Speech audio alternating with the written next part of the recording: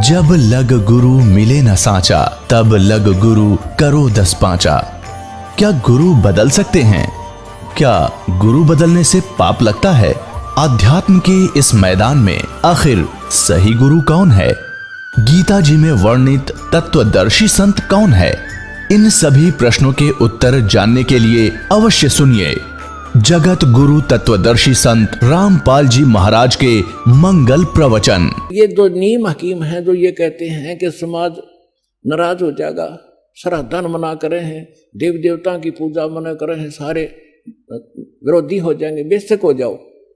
ये तो है नीम हकीम जो केवल ने सोचा ये नाराज ना होने चाहिए, चाहे बेशक इनका नाश हो जाओ। अरदास है सर्जन, एक बार दर्द होगा लेकिन सदा का सुख हो जाएगा पूरे मानव समाज को, और इसको करके छोड़ दूंगा।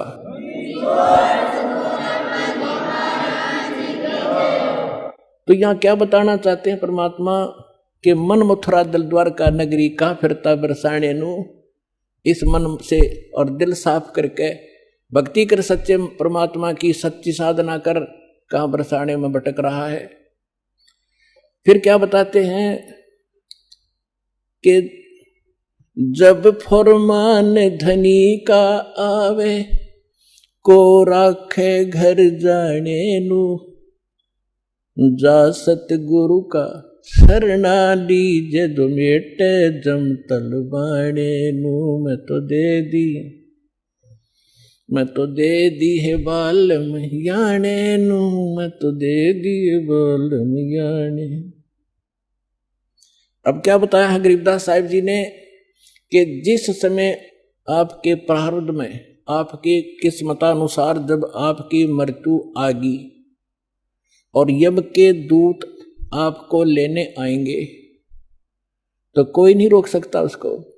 मासा घटे न तिल बधे, विद ना लिखे जो लेख। तो कैसे? अब यहां क्या बताना चाहते हैं कि यदि आपकी मृत्यु का समय आ गया और चाहे आप 30 वर्ष 40 वर्ष 50 वर्ष के हो, 10 वर्ष के हो, 2 वर्ष के हो, 4 वर्ष के हो, तो आपकी मृत्यु होगी ही होगी। फिर क्या बताते हैं कि जा सतगुरु का शरणा लीजिए जो मिटे जम तलबाने नु। तलबाना माने जैसे सम्मन आते हैं कोर्ट से और उस उच्च कोर्ट से या राष्ट्रपति से उसका सटे मिल जाता है तो वो सम्मन वापस हो जाते हैं। तो यहां क्या बताना चाहते हैं कि जब फुरमान धनी का आया, आदेश आ गया, यहां जो विधाता ने विधान बना रखा है, तो को राखे घर जाने नु और जा सतगुरु का शरणा लीजिए मिटे जम तलबाने नु। धर्मराज दरबार में देई कबीर तलाक, मेरे भूले चुके हंस को तू पकड़िए मत कजाक। बोले पुरुष कबीर से धर्मराज कर जोड़े, तुमरे हंस को पकड़ो नहीं मुझे 2 ही लाख करोड़े। फिर क्या बताते हैं धर्मराज ने फिर विनती की, प्रभु हे परमेश्वर, यहाँ का एक विधान है इस हमारे लोक का कि जैसा कर्म जिसने किया है वो दोनों भोगने पड़ेंगे, पुण्य भी और पाप भी। तो वो तो मैंने दंड देना पड़ेगा, उसका कोई समाधान बताओ। तो क्या बताते हैं कि कर्मों से तीरथ हैं वो अब जो जपे कबीरे, उनको तो पकड़ना पड़ेगा और जड़नी पड़े जंजीरे। वो तो मेरे बस की बात नहीं, मेरी विधान है परमात्मा। तब परमात्मा कबीर जी ने कहा कि कर्म भरम ब्रह्मंड के मैं पल में करहूं ने से, जिन हमारी 2 ही दी सो करो हमारे पेश। कहते हैं ये कर्म भरम तुमने यहाँ इनको मिसगाइड करके बुरे जुल्म करवा रहे हो तुम।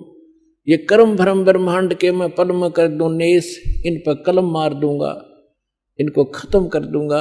और जिन्होंने मेरी दुहाई दी वो करो हमारे पेश, उसका अकाउंट भी मत लेना तू।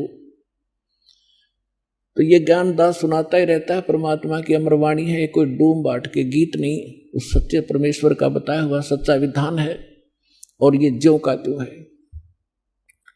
परमात्मा ने कहा कि जो ये कह दे मेरे पास, तेरे पास आके मैं उस परमेश्वर कबीर जी का भक्त हूं, उसका अकाउंट भी मत लेना। जो मेरा सत साधक हो और किसी गलती से वो तुम ले भी आए हो तो मेरे पास भेज देना। करो हमारे पे। एक भक्त बता रहा था जी, मैं सपने में रात को सो रहा था और 2 बैंकर से आए और मुझे कहने लगे कि चल तू। मैं उठ कर चल पड़ा उनके साथ साथ, और जब पहुंच गए ना, एक बड़ी सी बिल्डिंग दिखाई दी थी। उसके निकट जाकर मैंने पूछा भी कहाँ ले जा रहे हो तुम मुझे?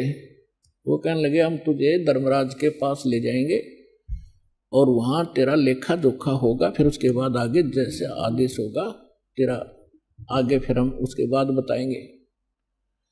तो कहने लगा तुम यम के दूत हो? हाँ, कहाँ यम के दूत हैं। तो उसको बात याद आ गई कि हमें ज्ञान में सुना है, गुरुजी बताते हैं परमात्मा कबीर जी के भक्त को और यम के दूत नहीं पकड़ सकते।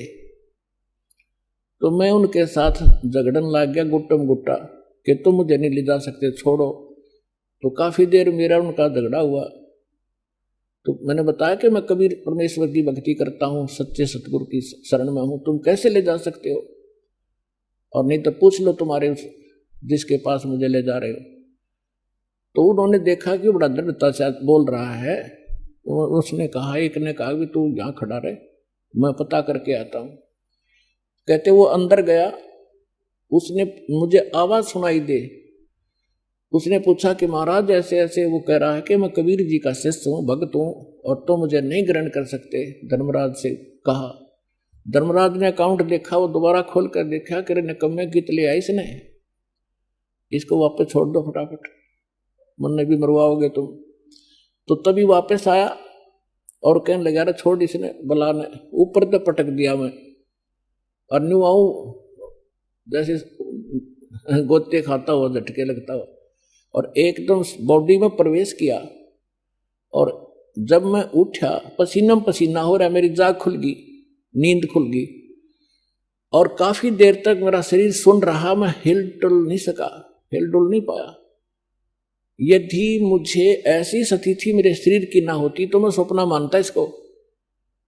तो उस दिन के बाद कह रहा कि और गणा दृढ़ विश्वास हो गया परमात्मा पे। तो यहां गरीबदास जी उसी परमात्मा की समर्थता बता रहे हैं कि जब फरमान धनी का आवे को राखे घर जाने नु, कौन बचाओ वहां जाने से? और जा सतगुरु का शरणा लीजे मेट जमतल बाणे नु, मैं तो दे दी बालम याने नु, मैं तो दे दिए बालम याने। उत्तर दक्षिण पूरब पश्चिम तो फिरता दाने दाने नु। इस समर्थ की शरण में आने से आपको इतनी बरकत देगा यू भगवान, थोड़े काम में घना सुख, घना फायदा होगा। और आप उल्ट साधना करते हो, गलत साधना कर करके, और अपना कर्म बिगाड़ दिए, भक्ति नाश कर ली। जिस साधना से आप कर रहे हो, इससे आपको कोई बेनिफिट होने वाला नहीं है। यहाँ क्या बताते हैं? उत्तर दक्षिण पूरब पश्चिम फिरदा दाने दाने नु, सर्व कला सतगुरु साहेब की हरि आए हरि आने नु। तुम तो कहते हो कि भगवान हमने मिलता नहीं, और भगवान हरियाणे में आए और मुझे मिले, सतलोक लेकर गए, फिर वापस छोड़ा। और पुण्यात्माओं आगे फिर गरीबदास जी क्या बताते हैं? मत दे दी है बालम बैरे नु, मैं तो दे दी है बालम बैरे नु, मैं तो दे दी बैरे नु, मैं तो दे दिए बालम बैरे नु। संसारी दी गल्ला चिने ना बूझे शब्द जो गहरे नु, संसारी दी गल्ला चिने नहीं बूझे शब्द जो गहरे नु। ये मुर्दों से ती प्रीत लगावे न जाने सतगुरु मेरे नु। मुर्दों से ती प्रीत लगावे न जाने सतगुरु मेरे नू मैं तो दे दी है बालम बेरे नू मत दे दी है बालम बेरे नू। श्वेत छतर सिर मुकुट बिराजे देखत न उस चेहरे नू। श्वेत छतर सिर मुकुट विराजे देखत न उस चेहरे नू। ऊंची थड़ियां खेती बोवे ये भूल गए नज डरे नू।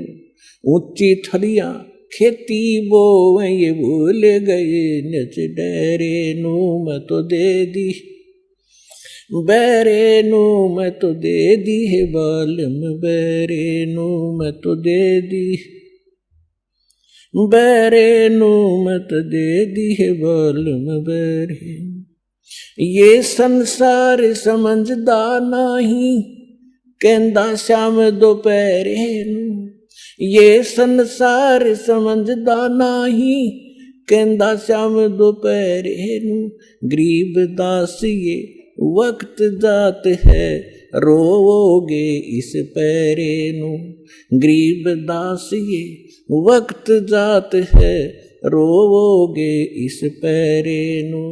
मैं तो दे दी है बालम बैरे नू मत दे दी है बालम बैरे। ऊंची थलियां खेती बोए ये भूल गए नज डरे नू। ऊंची थलियां खेती बोए ये भूल गए नज डरे नू। गरीब दास ये वक्त जात है रोओगे इस पैरे नू। गरीब दास ये वक्त जात है रोओगे इस पैरे नू। मैं तो दे दी बैरे नू मत दे दी है बालम बैरे। अब इसमें क्या बताना चाहा है परमात्मा के ज्ञान को गरीबदास साहिब जी ने कि यदि आप किसी मित्र को बहन भाई को या कोई और निकट के संपर्क वाले को कुछ बताना चाहोगे इस ज्ञान के बारे में वो कति सुनने को तैयार नहीं, क्योंकि मन है उसके अंदर प्रभावी है, हैवी है मन। और उसी व्यक्ति को कोई ये कह दे कहाँ जाते हो भाई कि मैं जाता हूं अमरनाथ पे, और उसको ये कह दे कि केदारनाथ पर जाने से बहुत लाभ होता है, तो पूछेगा कब जाएगा मुझे भी ले चलना। No objection. कोई सोमवार का व्रत रखता है तो उसको कोई ये कह दे कि शुक्रवार का व्रत बड़ा बेनिफिट देता है, अच्छा बता कैसे करना होता है तुरंत मान जाएगा। तो यहां परमात्मा कहते हैं मैं तो दे दी बालम बैरे नू और संसारी दी गल्ला चीने। आम आदमी कह दे वो मान ले और ना बुझे शब्द गहरे नू। इस गहरे ज्ञान को नहीं पूछना चाहता ना समझना चाहता। तो क्या बताते हैं संसारी दी गल्ला चीने नहीं बुझे शब्द जो गहरे नू। ये मुर्दों से ती प्रीत लगावे न जाने सतगुरु मेरे। अब जैसे प्रत्येक गांव में किसी तालाब के ऊपर या किसी अन्य स्थान पर कोई संत साधक मर गया, मृत्यु को प्राप्त हुआ, उसकी यादगार बना ली, वह माथा टेकन लग गए सारे, पूरा गांव का गांव। मैंने कहा हमारे तो दादा लाई पूजा है यार। अरे कोई विवेक तो लो। देखो जैसे ठीक है वो संत अच्छे होंगे जो आज तक पूज्य हैं, लेकिन उस समय जो उस जीवित समय में उसके जैसा भी वो संत था, जैसी भी भक्ति साधना थी उसके पास, तो उससे उस समय लाभ तो मिल सकता था जब वो वर्तमान में था। अब तो वैसे उसकी महिमा वैसे ठीक आदर करते रहो, लेकिन मोक्ष कति नहीं, लाभ नहीं मिलेगा। जैसे कोई डॉक्टर है, वैद्य है, और वो बहुत अच्छा वैद्य था और खूब अच्छी दवाई देता था, रोग नाश कर देता था, ठीक है। तो उस समय जो उसके संपर्क में आए तो उनका वो लाभ मिला। उसकी मृत्यु होगी, मृत्यु के बाद उसकी यादगार बना दी, और वहां फिर अब कोई जावे उस वैद्य से ये कहने कि वैद्य जी मेरा मलेरिया हो गया, दवाई बताइयो। वह वैद्य की मूर्ति वह दवा काम नहीं कर सकती, जो ओरिजिनल जीवित कराया करता था। तो यह भूल मारा ईब तई लाग रही थी, अब मिटेगी। तो क्या कहते हैं, मुर्दों से ती प्रीत लगावे, ना बूझे शब्द जो गहरे नु। मुर्दों से ती प्रीत लगावे, ना जाने सतगुरु मेरे नु। मैं तो दे दी है बाल्यम बैरे नु, मैं तो दे दी है बाल्यम बैरे नु। फिर क्या बताते हैं, श्वेत छतर सिर मुकुट विराजे। निराकार निराकार का ढोल पीट रखा था। कहते उस सफेद अरस कुर्स पर सफेद गुमट है, जहां सतगुरु, जहां परमात्मा का डेरा, वहां एक बहुत बड़ा सुंदर महल है परमात्मा का, उस बहुत सुंदर गुमज टाइप है। उसके अंदर परमात्मा विराजमान है, सिंहासन के ऊपर सिर पे मुकुट है और ऊपर श्वेत छतर परमात्मा के तना हुआ है। श्वेत छतर सिर मुकुट विराजे, देखत ना उस चेहरे नु। श्वेत छतर सिर मुकुट विराजे, देखत ना उस चेहरे नु। ऊंची थलियां खेती बोवे, ये भूल गए निज डेरे। ऊंची थलियां खेती बोवे, ये भूल गए निज डेरे। अब क्या बताना चाहते हैं कि परमात्मा साकार है, मनुष्य सदृश्य है। सभी सदग्रंथों से दास ने प्रमाणित कर दिया आपके समक्ष। और जिन महापुरुषों ने भगवान मिले, सचखंड लेकर गए अपने निज स्थान पर, फिर उनको वापस छोड़ा, उन्होंने अपनी अमृतवाणी में एफिडेविट दे रखा है कौन है भगवान, कहाँ रहता है, कैसी सूरत है और क्या नाम है उसका। तो इन सभी प्रमाणों से आपको सिद्ध हो जाएगा कि कौन है भगवान और कैसी लीला करता हो मालिक। तो यहां क्या बताते हैं कि आप जी जो साधना कर रहे हो, अन्य देवी देवताओं की, पूर्ण परमात्मा की भक्ति ना करके किसी भी ब्रह्म की, पर सरपुरुष की, अक्षर पुरुष की, ब्रह्मा विष्णु महेश की, या दुर्गा या निरंजन की, तो ये तो ऐसी साधना है जैसे कोई किसान ऊंचे स्थान पर, थली पर, पहले वर्षा पर आधारित थे सभी मानव समाज।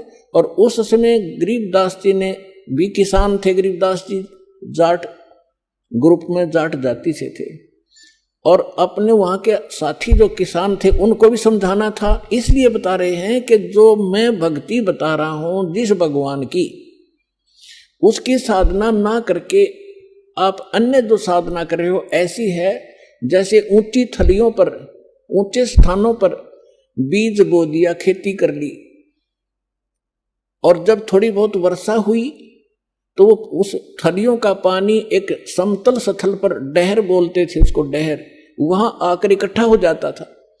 और उस स्थान को, डहर के अंदर पानी वर्षा भी और आसपास के ऊंचे क्षेत्र का उसी में आ जाता था। और उसमें जब बोई जाती थी फसल, जैसे ऊंची थलियों पर बोई हुई तो वो होती ही नहीं थी, और डहर में बीजा हुआ एक एकड़ में मनमाने 50 मन कनक हो जाती थी, और ऊंची थलियों पर 2 मन की भी नहीं होती थी मुश्किल से। तो क्या बताते हैं गरीबदास साहब जी, एक फॉर एग्जाम्पल बता रहे हैं कि तुम ऊंची थलियां खेती बो, भूल गए निज डेरे नु। इस परम पिता परमात्मा सतपुरुष कबीर साहब की भक्ति ना करके आप अन्य देवी देवताओं की भक्ति करके ऐसी लाभ उठा रहे हो जैसे ऊंची थली पर खेती करने वाले किसान को कोई लाभ नहीं होता। और जो डहर में बीज बोता है, प्रयत्न दोनों एक जैसा ही करते हैं, तो उस डहर वाली यानी उपजाऊ जमीन में और समतल जमीन में घना लाभ होता है। तो समझाना चाहते हैं कि जो साधना हम बताते हैं वो तो डहर समझो। अब फिर बताते हैं,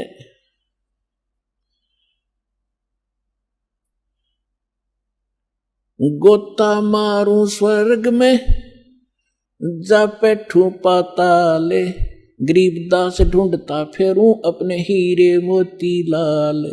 चारों युग में मेरे संत पुकारे, और कूक कहा हम हेल रे, हीरे माणिक मोती बरस, ये जग चुगता ढेल रे। अब परमात्मा कबीर जी से प्राप्त ज्ञान को कैसे विश्लेषण कर रहे हैं गरीबदास जी, कबीर साहब बता रहे हैं कि चारों युगों में मैं आया, अच्छी आत्माओं को मिला, उनको तत्व ज्ञान और यथार्थ स्थान से परिचित करवाया, सतभक्ति से परिचित कराया, और ये चारों युग में संत पुकारे और कूक कहा हम हेल रे, हीरे माणिक मोती बरसे, ये जग चुगता ढेल रे। हम तत्व ज्ञान और यथार्थ साधना रूपी हीरे मोती लालों को बखेर रहे हैं, और आप जी इस ज्ञान से परिचित न होने के कारण इन लाल और हीरे मोतियों को ग्रहण ना करके कंकर पत्थर, आन उपासना रूपी कंकर पत्थर इकट्ठे कर रहे हो, जो तुम्हें बाद में कोई लाभ नहीं देगी। उसी को यहां प्रमाणित कर रहे हैं।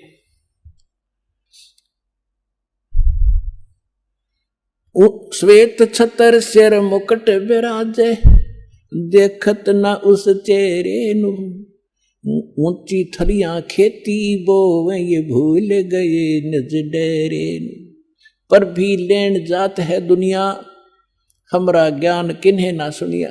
अब यहां एक प्रश्न है इसके अंदर कि संसारी दी गल्ला चिन्ह ना बुझे सब जुगैरे नु। एक बहन आई, एक बहन ने हमारी दीक्षा ले ली थी। उस बहन की बहन जो है, उसका पति शराब बहुत पीता था, और जिस बहन ने यहाँ दीक्षा ली थी उसका भी ऐसी स्थिति थी। उसके पति ने शराब छोड़ दी थी और नाम ले लिया, और एक बिल्कुल स्वर्ग के तुल घर हो रहा था। तो उसकी बहन का वहां आना हो गया, जो दीक्षा किसी और से ले रखी थी, किसी दूसरे पंथ से, और साथ में दूसरी साधना भी करती थी अपनी जो परंपरागत प्रचलित। उसका पति शराब पीता था, बहुत पीटता था, कभी गली में भी खड़ी कर देता है रात में शराब के नशे में। अब मैं बाहर खड़ी रहती हूँ, कुंडी लगा के भीतर पड़ के सो जाता, सवेरे उतरे शराब जब खोल है कुंडी ने, इतनी दुखी हूं मैं। तो उस बहन ने कहा कि आप मेरे गुरुजी के पास चलो, वहां नाम ले लो और तेरा पति भी शराब छोड़ देगा। तो वह बहन अपनी बहन के साथ हमारे पास आ गई करोथा आश्रम में। जब थोड़ी सी संगत थी, हम ऐसे बाहर बैठे सारा बैठे रहते थे, सारे 10, 20, 50, 100 भक्त आते थे दिन में मुश्किल से 10, 20। तो मैंने पूछा बहन कहाँ से आई? तो उसने बता दिया मेरी सिस्टर है, और इसका पति बहुत शराब पीता है, और रोज पीता है, इसने बुरा हाल कर रखा है इसका, और नौकरी करता है, एक चवन्नी घर पर नहीं छोड़ता, सारी पी जाता है, बच्चे भी भूखे रहते हैं कई बार। तो मैंने कहा बहन फिर दीक्षा लेनी पड़ेगी आपने, भगवान फिर धीरे धीरे सद्बुद्धि देता है, परिवार के अंदर भगवान प्रवेश हो जाता है, और ये पितृभूत भी प्रवेश करके वहाँ उत्पात मचाते रहते हैं, फिर वो भाग जाते हैं, सद्बुद्धि आती है। तो मैंने पूछा आप क्या साधना करते हो? उसने बताया जी मैं ऐसे ऐसे धन धन सतगुरु अणा का नाम ले लिया, गुरु जी का ले रही हूँ 4-5 वर्ष से। तो हमने कहा बहन देखो चलो ठीक है, वहाँ जो तुमने नाम लिया, लेकिन अब यहाँ भक्ति, यहाँ नाम लोगे तो सब पिछली पूजा छोड़नी पड़ेंगी, ना बीड़ी पीनी, ना शराब, ना पीने के लिए सहयोग देना किसी को, और ना कोई व्रत रखना। मैं कहने लगा बहन बीड़ी क्यों पीती है तू? न बोली जी बीड़ी मैं पहले ना पिया करती, नाम लेने के बाद पीने लग गई। मगा कमाल की बात है, दीक्षा लेने पीछे पाछे छोड़ा करें कि बुराई ग्रहण थोड़ी करते हैं। तो उसने क्या बताया जी, जिस सत्संग में हमारे गांव में होता था सत्संग, हम वहां जाती थी तो वो सभी को बीड़ी वितरित करती थी प्रसाद के रूप में, एक प्लेट में डाल के, और साथ में एक माचिस और सींक रख देती थी, और न्यू क्या करती पीले पीले प्रसाद है होता है। मैं ना पिया करती पहले, पर उन्हें शिकायत दी, पीने लगी, यह बीमारी और ला ली मैंने, तो इसको तो मैं छोड़ दूंगी। फिर उसने बताया कि मैं व्रत रखती हूँ। मैं कौन सा व्रत रखती है? कि शुक्रवार का। मैं बोला बेबी बहन ये सभी जो व्रत त्यागने पड़ेंगे जो भक्ति करना चाहती है। न बोले जी व्रत ना छोड़ू मैं। उसकी बहन कहने लगी जब तक तू कह रही थी मैं सारी बात मान लूंगी, अब तो व्रत पड़ेगी।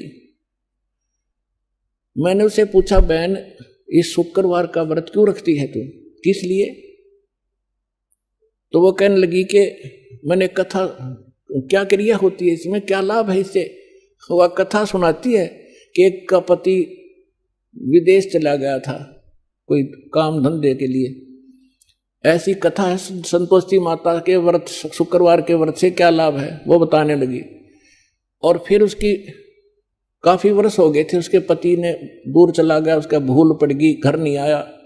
संतोषी माता एक बहन को दिखाई दी उसको, जिसका पति बाहर गया हुआ था दूर देश में, और उसने बताया कि तू मेरे 16 शुक्रवार के व्रत रख ले, तेरा पति घर आ जाएगा।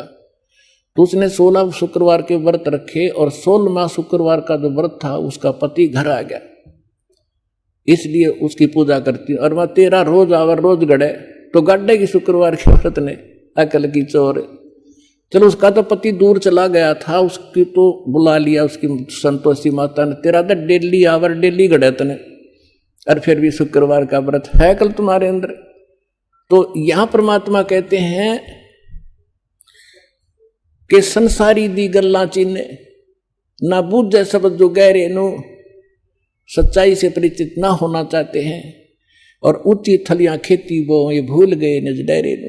फिर क्या बताते हैं कि ये संसार समझदा नहीं कहंदा श्याम दोपहरे नु। अपने आत्माओं 7-8 सत्संग यहां से हुआ था।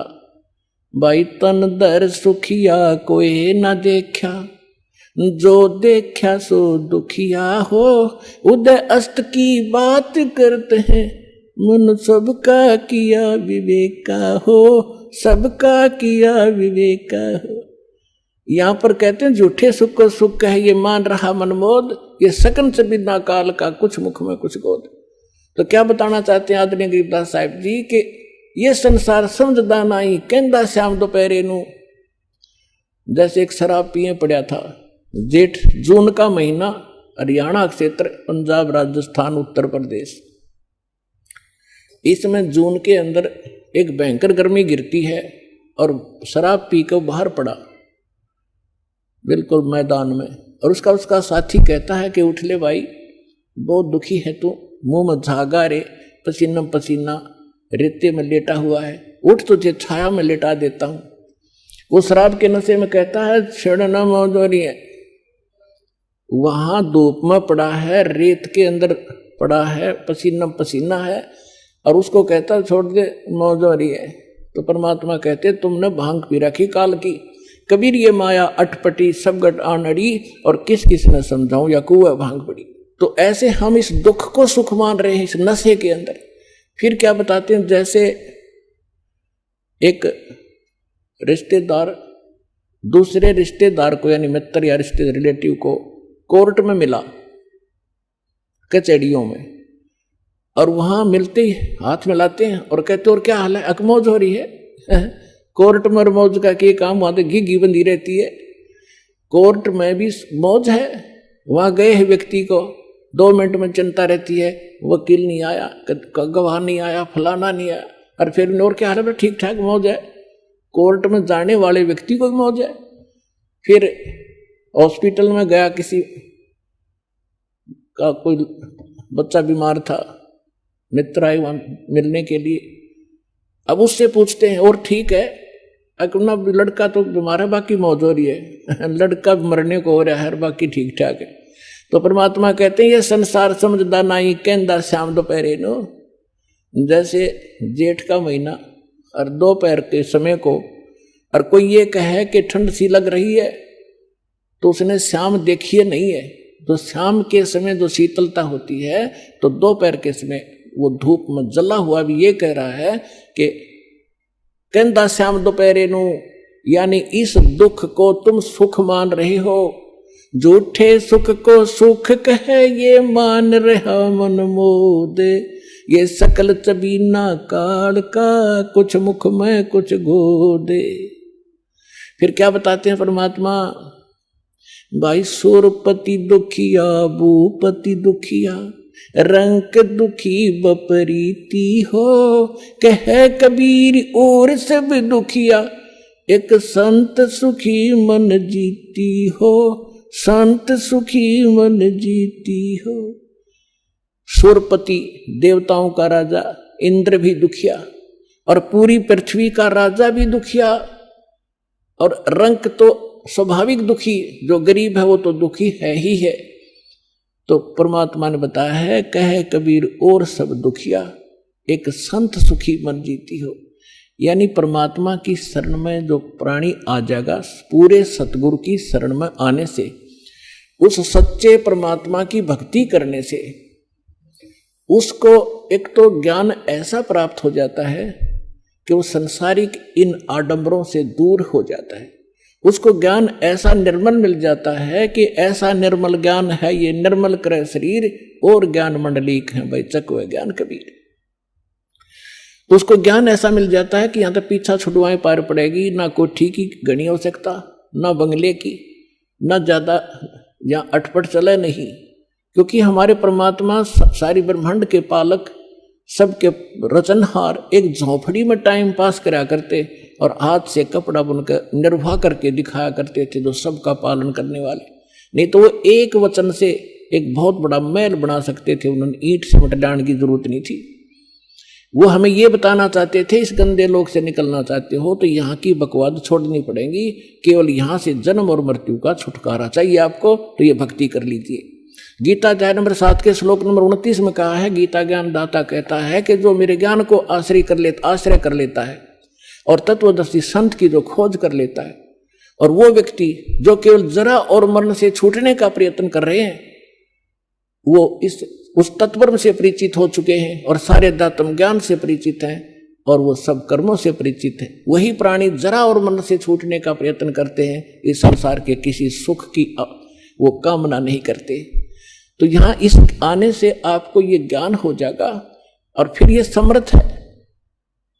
आपको जिस चीज की आवश्यकता होगी, बकवाद नहीं सुनेगा आपकी। आपको आवश्यकता होगी तो आपको तुरंत दे देगा, ला कहते कुछ भी कारण बनाओ। तो इसलिए यहां परमात्मा कहते हैं, कहे कबीर और सब दुखिया, एक संत सुखी मन जीती हो। मन जीतना यही होता है कि जैसे हमने यहाँ की ये जो नाचना गाना, इसका तो ज्ञान ही हो गया, बकवाद है बेमतलब की। अब नाच गा रहे हैं, ढोल पीट रहे हैं, डीजे बजा रहे हैं, अगले दिन दूल्हे की मृत्यु हो जाती है, टक्कर मार कर रो रहे हैं, बजा ले डीजे। तो यहाँ संत कहते हैं, ना जाने, नानक साहब जी कहते हैं, ना जाने काल की कर डारे, किस विच ढल जा पासावे, अर्जिना के सरते मौत खुड़क दी उनानु केड़ा हसावे। जिनको मौत दिखाई देती है, जिनको जाना है यहाँ से, पता है कि ना जाने कब बिजली गिर जाएगी, तो वो ये बकवाद नहीं करा करते। अब कोई भयंकर रोगी है और उसको पता है कि कैंसर हो गई है और कुछ दिनों का मेहमान है, उसको वो सुनियो डीजे और करके दिखाओ बकवाद, उसको तो उंगलियां पर दिन गिनने पड़ते हैं कब मौत होगी, कितने दिन का जीवन है। तो हम सबको कैंसर है। परमात्मा कहते हैं कि जग सारा रोगी आरे, जिन सतगुरु वैद न जाना, जग सारा रोगी आरे। जन्म मरण का रोग लगा या तृष्णा बढ़री खांसी, और आवागमन की डोर गले में पड़ी काल की फांसी। तो हमने ये काल की फांसी दिखाई देनी चाहिए, और यहां से जब निकलने की जब श्रद्धा बनाएंगे तो हमारा मन जीता जाएगा, तब मन जीता जाएगा। इस ज्ञान से हम उल्टे हटेंगे और फिर परमात्मा साथ रहेगा। कहते हैं, कल्पे कारण कौन है कर सेवा निकाम, सेवा माने पूजा, और मन इच्छा फल दूंगा जब पड़े मेरे ते काम। तो इस प्रकार इस सत साधना करने से आपका भी मोक्ष, आपके बच्चों का भी मोक्ष। और कबीर साहब ने ये वो समय वो है जो वचन पहले कहा था कि भक्ति बीज होगा जो हंसा, और तारों तास के इकोत्र वंशा। अब हजारों वर्षों तक ये सत साधना चलेगी, पूरे विश्व में ये ज्ञान फैलेगा, या कोई सुखी नहीं है। चाहे कितना बड़ा अपने आप को प्रधानमंत्री मान रहा है, चाहे कितना वैभवशाली समझता है, उसने सपने में सुख नहीं है आज के युग में। तो इस ज्ञान से, इस भक्ति से आपकी आवश्यकता भी पूरी होगी और मन भाग जाएगा, आत्मा दृढ़ होगी, आपका मोक्ष होगा, सतलोक चले जाओगे, सदा सुखी हो जाओगे और रहना मर्यादा के अंदर।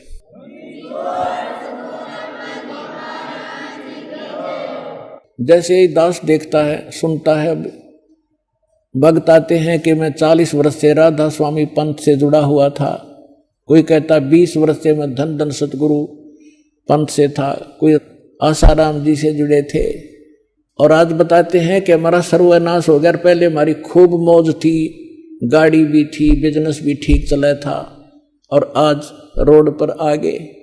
तो वही तो साधना पहले करते थे जब आपका मौज माचरी थी, और वही साधना करते करते सर्वनाश हो गया तो भाड़ में जाए सी भक्ति। तो कारण क्या था? अब उनको ज्ञान होगा यहाँ आने से, सत्संग सुनने से पता चला कि वो तो उनका संस्कार था।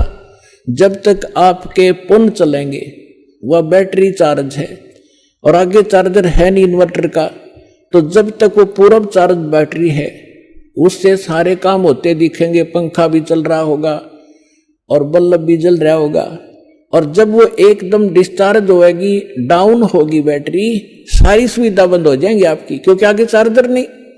तो सत भक्ति रूपी चार्जर इस आत्मा का फेर लाना पड़ेगा। ये पूर्व जन्म के पुण्य जिसके जैसे भी चल रहे हैं वो तब तक चलेंगे, और जब पापों का दौर शुरू होगा, जब कैर पे कैर टूटेंगे, और वह साधना फिर कति आपको सहारा नहीं देगी, क्योंकि वो पहले भी साधना लाभदायक नहीं थी, क्योंकि आपको ज्ञान नहीं था, जिस कारण से उन नकली संतों के अटपट के वचन सुन के और आप उनके पीछे लगे। उनके विषय में बताया कि चातुर प्राणी चोर हैं, ये मूड मुगत हैं ठोट, और संतों के निकाम के उनको दो गलजोट। फिर परमात्मा कहते हैं बेखों के लश्कर फिरे, इन पंथों के लश्कर यानी टोड़ के टोड़ बने फिरे हैं, ये बाणी चोर कठोर, और सतुर धाम ना पहुंचेंगे ये 84 के ढोर। परमात्मा कबीर जी की वाणी आप किसी भी संत पंथ से देखिएगा, कबीर जी की वाणी के बिना उनका सत्संग पूरा नहीं होता, और उन्हें कख नहीं पता कबीर जी बोल क्या रहे हैं, वो कहना क्या चाहते हैं। कहते हैं बेखों के लश्कर फिरे ये बाणी चोर कठोर, और सतलोक नहीं जाएंगे ये 84 के ढोर। तो पुण्यात्माओं, आपका सौभाग्य, आपको ज्ञान मिला और समाधान मिला, आपका कल्याण और आपके बच्चों का कल्याण निश्चित होगा। ये लिख लेना बेशक कि डायरी के अंदर जो दास वचन बोल रहा है, आपका बेड़ा पार होगा जब लगे रहे, नियमित रहे। इस दास ने जब से ये ज्ञान प्राप्त हुआ और परमेश्वर स्वरूप हमारे गुरुदेव ने जब आशीर्वाद दिया दास को कि आप दीक्षा दिया करो, दास तो ये उद्देश्य लेकर भी नहीं भक्ति कर रहा था कि एक दिन इतनी जिम्मेवारी का काम दास को प्राप्त होगा। तो उन्होंने कहा था कि इस विश्व में तेरे समान संत नहीं होगा। उस समय तो दास को यह बात गुरुदेव की ये भी नहीं लगी कि असत्य होगी, क्योंकि गुरु की बात कभी असत्य नहीं महसूस होती, लेकिन ये अपनी औकात से मैं परिचित था कि मैं तो एक भगत भी पूरा नहीं था, और ये कह रहे हैं कि तेरे बराबर संत नहीं होगा विश्व। कहते हैं सतगुरु बोले संत बोले सहज सुबह और पलट दे ब्रह्मंड। पुण्यात्माओं, आपके लिए सारा काम हुआ है, आपका सौभाग्य है। तो कहते हैं ये संसार समझदा नहीं कहंदा श्याम दोपहरे नहीं। गलत साधना करते हैं, गलत भगवानों का आश्रय लिए बैठे हैं। कहते हैं इसी को सुख मान रहे हो, और मानव शरीर प्राप्त करके यदि ये सत भक्ति और ये सत साधना आपने नहीं की तो गरीबदास ये वक्त जाते रोगे इस पैरे। ये मनुष्य जीवन एक बार हाथ से छूट गया, ना जाने कितना भयंकर कहर आप पर टूट जाएगा। तो सौभाग्य आपका, आपको स्थान मिला, ये सच्चा नाम मिला और सच्चा ज्ञान मिला। भक्ति करो, औरों को भी समझाओ जो आपके संपर्क में आता है, पर प्यार से, क्योंकि प्रथम बार आपने भी ऐसा ऊट पटांग लगा होगा। जैसे कबीर साहब से गोरखनाथ जी से कबीर साहब ने कहा था कि गोरखनाथ में सबका गुरुआ, सबका गुरु हूं मैं, सतगुरु हूं, जगत गुरु हूं। गोरखनाथ में सबका गुरुआ। तो गोरखनाथ जी ने कहा था कि तुम्हारा वचन मोह लग गए कड़ुआ, कि तू कैसे अपने आप को सबका गुरु बताता है। जगत गुरु कह रहा है कि धानक और जुलाहा। तो कबीर साहब ने कहा था कड़ुआ लगे सो मीठा होई, हमारी बात पति जैसोई। आज तुझे कड़ुआ लग रहा गोरखनाथ, अगर विश्वास करेगा तो ये मीठा हो जाएगा। तो पुण्यात्माओं, इसी प्रकार हमें भी पहले एक बार कड़ुआ लग गया था, लेकिन आज ये स्वादिष्ट हो गया, क्योंकि ज्ञान ही यही है। तो इसलिए आप अपना भी कल्याण कराओ और पूरे विश्व के अंदर इसका तहलका मचाओ। सब भाई बहन सुखी होंगे, सब हम एक पिता की संतान हैं, सतलोक चलेंगे जहाँ हमारा स्थान मूल स्थान है। बोलो सतगुरुदेव।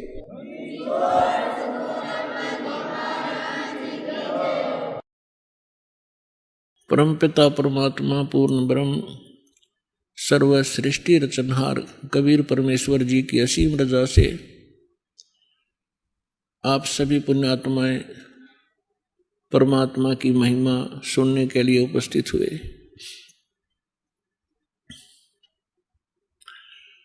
परमेश्वर अपनी जानकारी, अपने विषय में यथार्थ ज्ञान और सारी सृष्टि की रचना की जानकारी स्वयं ही प्रदान करने के लिए इस काल के लोक में सशरीर आते हैं, सशरीर चले जाते हैं।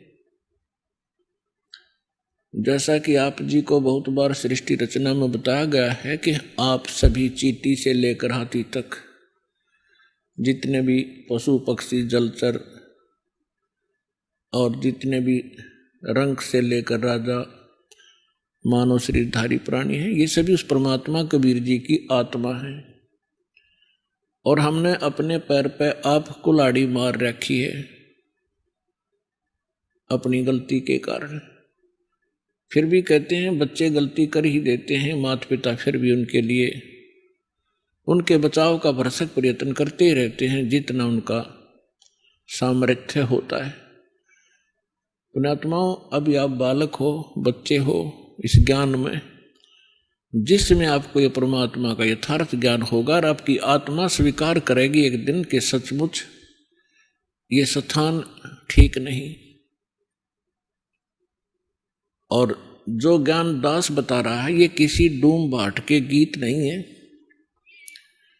या किसी सांगी कवि के बनाए हुए एक फॉर्मेलिटी के 2 श्लोक नहीं है। ये God given complete spiritual knowledge है जो स्वयं परमात्मा ने आके ज्ञान बताया है। इसके साथ साथ वो परमात्मा अपनी लीला अनुसार जो वो लीला किया ही करते हैं, सतलोक से आए और जिन महापुरुषों को वो मिले उनको सतलोक लेकर गए, उस स्थान पर लेकर गए जो हमारा मूल स्थान है, जहाँ आप और हम सभी रहा करते थे, आपका परिवार था। वहाँ पर सभी सृष्टि ऐसी ही है, ऐसे ही नर और नारी करके वहाँ सब बच्चे हैं, सारी सुविधाएं हैं, उसी की डुप्लीकेट नकल काल ने यहाँ कर रखी है। एक तो सोने के खिलौने हो और एक मिट्टी के कुम्हार के बनाए हुए, तो उनमें और उनमें बहुत अंतर होता है। वो कुम्हार के बनाए हुए खिलौने तो 2 मिनट में टूट जा, हाथ पाव न टांग पाओ उसकी, और सोने के बने हुए कहीं पटको उठा के उनका कुछ नहीं बिगड़ता और कीमत गनी होती है। तो सतलोक के अंदर आपको ऐसा शरीर मिलेगा जिसका नाश कभी नहीं होता, उसमें वृद्ध अवस्था नहीं है, बुढ़ापा नहीं है, सदा युवा बने रहोगे। और जिन क्रियाओं को आप यहाँ करते हो, सैर सपट्टा करना प्रत्येक आत्मा चाहती है, हिल स्टेशनों पर घूम का वहाँ जाकर पार्कों में डोड़ा में घूमें, ये सारी सुविधाएं आपको सतलोक में प्राप्त है। प्रत्येक के घरों में ऐसा है। और घूमने के लिए आपके पास विमान है, वहाँ पर विमान। यहाँ तो एक मोटरसाइकिल हो जाए वह बड़ी बात मानते हैं हम, और 6 दिन में तेल डलाना पड़ेगा तो लंबे सफर में जावत है। तो वहाँ कुछ भी नहीं है, निष्कर्म मोक्ष वहाँ प्राप्त होता है, बिना काम किए सारे सुख प्राप्त होंगे, लेकिन वो होगा यहाँ किए हुए का प्रतिफल। जैसे बच्चा विद्यालय में जाता है और विद्यालय में यदि वो उन सुखों को प्राप्त करता रहे जो उसने नौकरी प्राप्त करके प्राप्त करने थे, विद्यालय में यदि वो ऐसे ही सैर सपट्टे करता रहे, टीवी फिल्म देखता रहे, गाने सुनता रहे, जो उसका उद्देश्य है उसको कर नहीं रहा, तो वो आगे चल के बहुत दुखी होता है। इसी प्रकार वो जो विद्यार्थी अपनी सच्चे दिल से पढ़ाई कर जाते हैं, सफल हो जाते हैं, तो फिर उसको उस फील्ड में जा करके वो सुविधाएं प्राप्त होती हैं जो उसकी शिक्षा का ही प्रतिफल होता है। ठीक इसी प्रकार आप जी विद्यार्थी हैं, जिनको मानव शरीर प्राप्त है, ये सब ड्रेस है अलग से। जैसे विद्यालय में जाने वाले विद्यार्थियों की अलग से पोशाक होती है। इसी प्रकार आप जी को जिनको मानव शरीर प्राप्त है पूरे विश्व में, ये परमात्मा पाने वाली यूनिवर्सिटी में, विद्यालय में प्रवेश प्राप्त कर चुके हैं। इनके इतने अच्छे नंबर थे कि इनको प्रवेश मिल गया और ये ड्रेस मिल गई। नहीं तो कुत्ते गधे सूअर की ड्रेस ये पहले आप पहने हुए थे। जिसको भी आज मानव शरीर प्राप्त है या कभी भी होता है तो उसका उद्देश्य भिन्न होता है, और उद्देश्य को छोड़कर वे यहीं पर कोठी बंगले कार, सांग सिनेमे, ताश खेलते रहते हैं, राजनीतिक गपौड़ मारते रहते हैं, तो विद्यार्थी फेल हो जाते हैं। और फेल होने के बाद फिर उनको कितना कष्ट होता है। और जो बच्चे पढ़ जाते हैं, शिक्षा ग्रहण कर जाते हैं अच्छी लगन लगा कर, आगे चलकर उनको बड़ा सुख प्राप्त होता है। इसी प्रकार आप विद्यार्थी हैं, इस दास के बताए अनुसार ये सिलेबस आप करते रहोगे, अपना दैनिक कार्य भी करते रहो, परमात्मा में विशेष रुचि बनाओ। ज़्यादा समय परमात्मा की महिमा सुनने और सुनाने में, मंत्र के जाप करने में, सुबह शाम और दोपहर की जो नित्य नियम बताए हैं उनके करने में ज़्यादा समय लगाओ। और जो कार्य आप कभी नहीं कर सकते थे और ना ही आप सोच सकते थे कि हमें ये सुविधा प्राप्त हो सकती है इस जीवन में, फिर ये परमात्मा आपको यहाँ के भी सुख देगा। लेकिन इन सुखों से आप परिचित कर दिए जाओगे कि इस सुख को प्राप्त करके परमात्मा में रुचि कम मत करना, नहीं तो आप फिर यहीं रह जाओगे और इसका बहुत भयंकर परिणाम आपको भोगना पड़ेगा। तो पुण्यात्माओं, आप बालक हो, आपको पता नहीं आप किस गंदे लोक में रह रहे हो। ये स्थान ठीक नहीं है। यहाँ पर चाहे आज कोई कितना सुखी नजर आता है और संपन्न परिवार है, सब बच्चे भी अच्छे, कोई सर्विस कर रहा है या कोई अपना बिजनेस ठीक कर रहा है, बाल बच्चे हैं, सारी सुविधाएं उपलब्ध हैं, ये आपके पूर्व जन्म के जो शुभ संस्कार हैं वही प्राप्त हैं, और उनको आप आराम से खर्च रहे हो। आपका बैंक बैलेंस है। जब तक आप किसी भी व्यक्ति का बैंक बैलेंस है, यानी पूर्व का संचित धन उसके पास उपलब्ध है, और उसको वो किसी प्रकार खर्चो, खराब करो, कहीं प्रयोग करो, जब तक वो पूंजी रहेगी तो ऐसा लगेगा जैसे ये कुछ भी काम नहीं करता, फिर भी सारी मौज मार रहा है। लेकिन जिस दिन वह पूंजी समाप्त हो जाएगी, फिर भाई को टूक भी नहीं मिलेंगे खाने को, क्योंकि उसने आगे कोई कार्य कर नहीं रहा, पूर्व की पूंजी ही खर्च कर रहा है। तो जो सच साधना नहीं करते और जो साधना करते हैं, शास्त्र विधि त्याग कर मनमाना आचरण करते हैं, वो दोनों ही अपना जीवन नाश कर रहे हैं। और एक सबसे बड़ी भूल अज्ञानता के कारण हमारे ये लगी हुई है कि हम देखते हैं अमुक व्यक्ति ना कोई कभी परमात्मा को याद करता है और ना कोई ऐसा धर्म कर्म करता है, सारा दिन अपना मस्ती में रहता है, घूटी लगाता है, और फिर भी उसको सारे सुख प्राप्त हैं, परिवार भी ठीक है, बच्चे भी ठीक लाइन पर लगे हुए हैं, और सब संतान भी है, पोता पोती सब कुछ है। आइए अब हम उन श्रद्धालुओं के अनुभव जानते हैं जो जगत गुरु तत्वदर्शी संत रामपाल जी महाराज जी से दीक्षा प्राप्त कर चुके हैं तथा उनके द्वारा बताए गए भक्ति मार्ग पर चल रहे हैं। जी नमस्कार। नमस्कार जी। क्या नाम है आपका? मेरा नाम मनप्रीत कौर है। मनप्रीत जी, कहाँ से आए आप? मैं विलेज राज्यवाल, डिस्ट्रिक्ट लुधियाना और पंजाब से हूँ।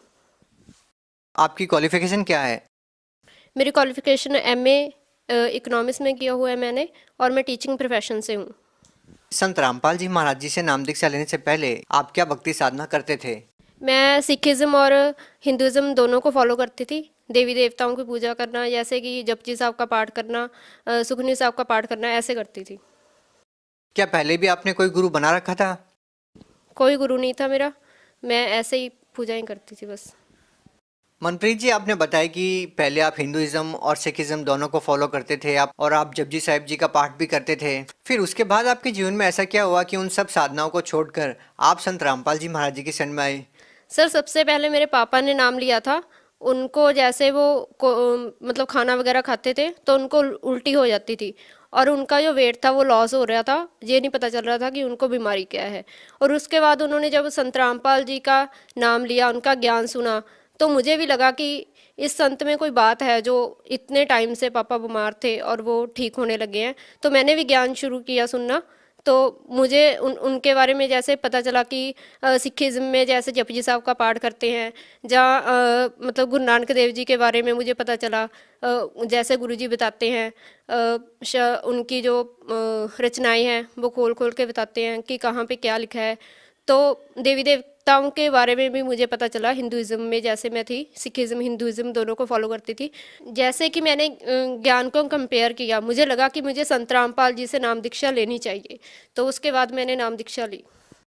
बहन जी, जैसे कि आपने बताया कि आप MA इकोनॉमिक्स है, और आपने बताया कि आपने सिखिज्म को भी अच्छे से फॉलो किया और हिंदुइज्म को भी। आप दोनों प्रकार की पूजा की विधि से अच्छी तरीके से वाकिफ़ हैं। लेकिन हम सिखिज्म में भी देखते हैं कि बहुत सारे ऐसे लोग हैं जो अलग प्रकार की भक्ति करते हैं और हिंदू देवी देवताओं की भी पूजा करते हैं।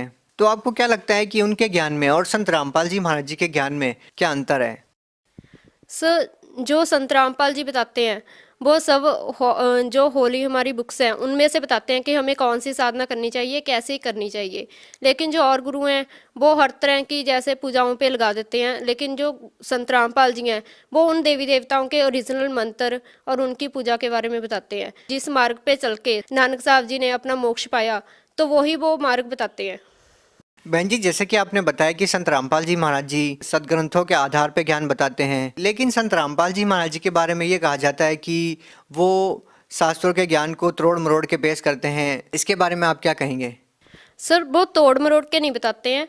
हम एजुकेटेड है, ठीक है, हम इस चीज़ को मैच कर सकते हैं। हमारे जो सदग्रंथ है उनके साथ मैच कर सकते हैं, ठीक है। आज के दिन कोई भी हमें उल्लू नहीं बना सकता, क्योंकि हम एजुकेटेड है, पढ़े लिखे हैं।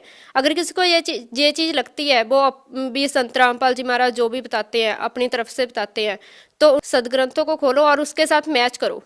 देखिए, ज्ञान की जो बातें हैं वो तो लोगों को सत्संग सुनने से पता चल जाएगा। हम आपसे ये जानना चाहेंगे कि संत रामपाल जी महाराज जी से नाम दीक्षा लेने के बाद आपको क्या क्या लाभ हुए?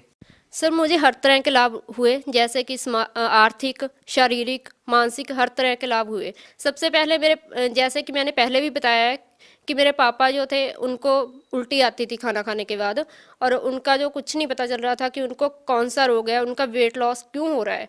जब वो संत रामपाल जी महाराज की शरण में गए, उन्होंने सत्संग सुना और उनसे नाम दीक्षा ली, तो उस दिन उन्होंने हमें फ़ोन किया और कहा कि बेटा, मैंने 3 फुलके खाए हैं आज, और मैंने आज पेट भर के खाना खाया है, आज मैं बिल्कुल ठीक हूँ।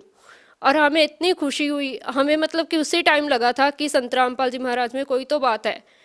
2013 में उन्होंने नाम दीक्षा ली थी, और सबसे पहला लाभ हमें जे मिला, क्योंकि किसी भी बच्चे की, किसी भी उनके जो माँ बाप हैं वो एक इम्पॉर्टेंट रोल मतलब कि रखते हैं, जैसे कि उनकी जो जगह है।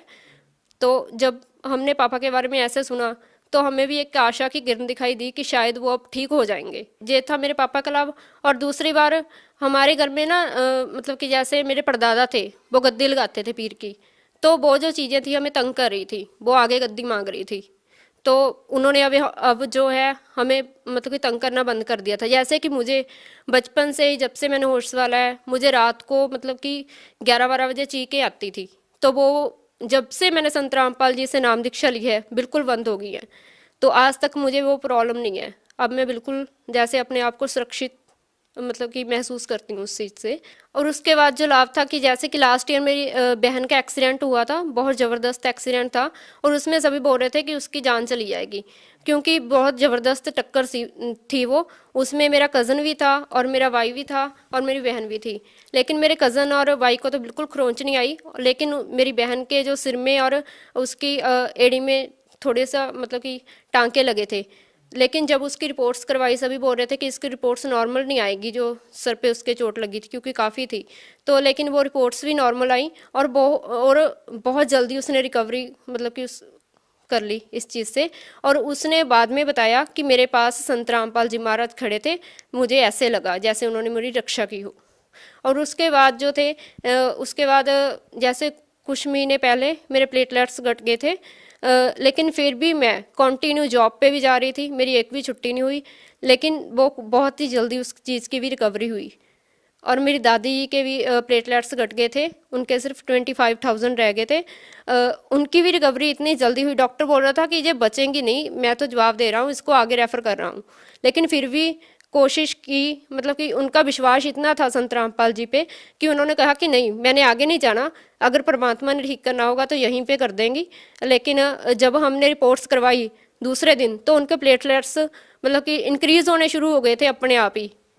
देखो जी, ये तो रही आपके शारीरिक लाभ की बात। पहले आप आध्यात्मिक लाभ की बात कर रहे थे, तो हम आपसे ये जानना चाहेंगे कि आपको आध्यात्मिक लाभ क्या मिला?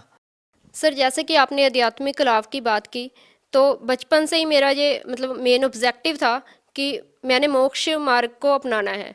तो जब संत रामपाल जी महाराज का मैंने सत्संग सुना, उनका ज्ञान मुझे समझ में आया, तो मुझे लगा कि यहाँ पे मुझे पूर्ण मोक्ष की मतलब कि जैसे एक आशा दिखाई दी। और बचपन से ही मैं ना डायरी पे या किसी भी नोटबुक के मतलब कि स्टार्टिंग पेज पे लिखा करती थी कि गॉड इज़ वन। लेकिन मेरे मन में हमेशा ये क्वेश्चन रहता था कि अगर परमात्मा एक है तो वो एक है कौन?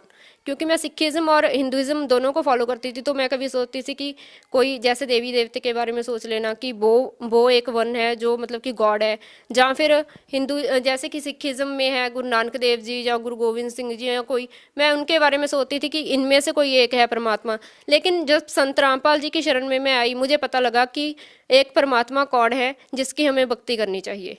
सबसे बड़ा ये मुझे लाभ हुआ कि मुझे मोक्ष मार्ग मिला। सर, जैसे कि 2 साल पहले अभी मुझे मतलब कि 1 हफ्ता पहले ही लगने लगा था कि जैसे मेरी डेथ हो जाएगी, और बिल्कुल ही मेरी सांस भी जो रुकने लगी थी, मुझे लगता था कि अब मेरी सांसें बंद होगी।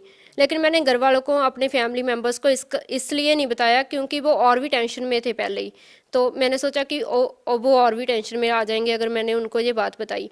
धीरे धीरे क्या हुआ, एक दिन मैं स्कूल से आई, मैंने अपना लंच किया और मैं सो गई। तो जैसे ही मैं सोई, मुझे जैसे कि सपने में किसी चीज़ ने ऐसे लगा कि बहुत तेज़ी से मुझे ऊपर लेके जा रही है, और जो नीचे की दुनिया मुझे ऐसे लग रही थी जैसे कि कीड़ी हूँ। और जैसे कि मैं ऊपर जा रही थी कोई चीज़ें मुझे लेकर, इस चीज़ को कोई चाहे बिलीव करे चाहे ना करे, मैं बता रही हूँ आपको। और संत रामपाल जी महाराज मेरे बेड के पास आके खड़े हुए और उन्होंने कहा कि जे मेरा शिष्य है, जे मेरा बच्चा है, आप इसको नहीं ले जा सकते। और उसी टाइम मैं इतना रो रही थी सपने में, और मैंने गुरु जी को, संत रामपाल जी को दंडौत भी किया, उन्होंने मुझे आशीर्वाद दिया। और जब मैं इस चीज़ से मेरी जाग खुली तो मुझे लगा कि जैसे कि मेरे जो बॉडी पार्ट्स हैं बिल्कुल ही काम करना बंद कर गए हैं। और मेरे मम्मा ने मुझको उठाया, कह रहे कि उठिया, तो ट्यूशन नहीं पढ़ानी तूने आज। तो जब मैं उठी, बिल्कुल ही मेरे से हिला नहीं जा रहा था, 10 मिनट तक तो मुझे पता नहीं चला कि मैं कहाँ पे पड़ी हूँ। तो इस बात से मैं ये कह सकती हूँ कि वो मेरे लिए एक जीवन दान था। बहन जी, आप भगत समाज को क्या संदेश देना चाहेंगे? सर, मैं समाज को ये संदेश देना चाहूँगी कि संत रामपाल जी महाराज की शरण में आओ और अपना कल्याण कराओ। जी धन्यवाद। Thank you sir.